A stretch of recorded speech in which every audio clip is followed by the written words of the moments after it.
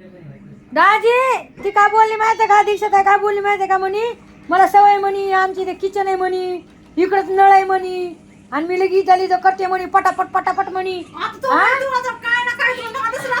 नाही नाही तुम्ही सांगा ना, म्हणजे आपण गरीब लोक तर हा हे श्रीमंत लोक होय. गरीब काय श्रीमंत तर मरणाचे गरीब.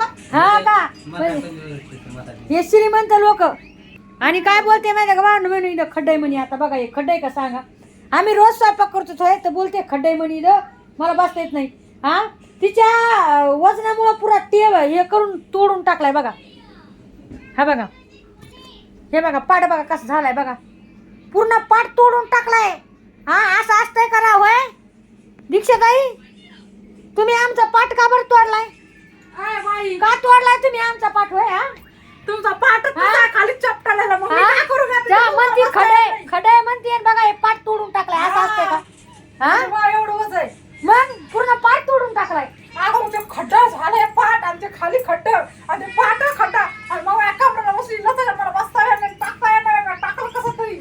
बघा श्रीमंत लोक पाहिलं का? असे असे श्रीमंत लोक पहा, म्हणजे माहेरला विसरून गेले ते लोक आता श्रीमंत.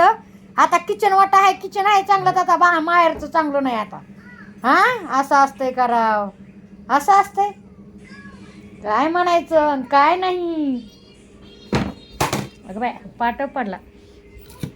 तर अशा काही गोष्टी तर आमच्या अशीच मजाक मस्ती चलती बरं का. भांडू भांडू मनावर घेऊ नका.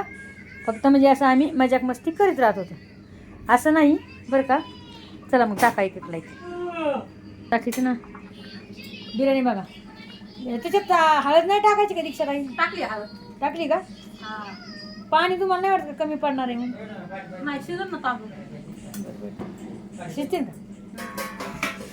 चाललंय असं मस्तपैकी बिर्याणी करणं.